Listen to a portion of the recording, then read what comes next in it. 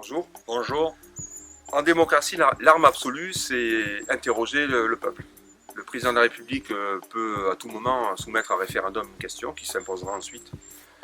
Au niveau local, c'est pas prévu, mais beaucoup de nos concitoyens, à l'occasion de nos visites à domicile, nous demandent est-ce que vous êtes favorable à des référendums, d'initiatives citoyennes ou autres. Pourquoi pas?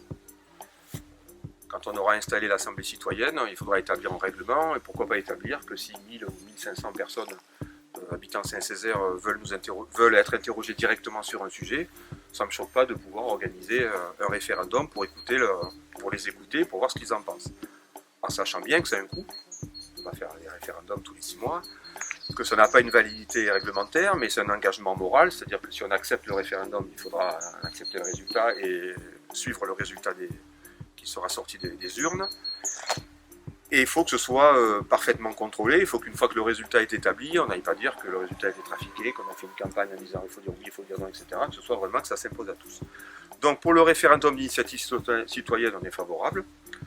Il pourrait également y avoir une demande de l'Assemblée citoyenne en disant on n'arrive pas à se mettre d'accord sur tel ou tel sujet, on aimerait bien interroger les citoyens, donc à ce moment-là, pourquoi pas interroger les citoyens. Et en tout cas, il y en aura, nous on va interroger les citoyens à mi-mandat, puisqu'on va engager une politique nouvelle. Et on va leur demander, au bout de 3 ans de mandat, s'ils sont satisfaits, s'il y a quelque chose, on peut poser plusieurs questions, mais essentiellement, à la fin, ce sera est-ce que vous êtes satisfait de la nouvelle manière de diriger la commune. Si c'est oui, on sera heureux, on aura réussi, je pense qu'on réussira, parce qu'on a confiance à nos concitoyens, on l'a vu pendant nos visites, hein, ils sont réceptifs, ils attendent ça.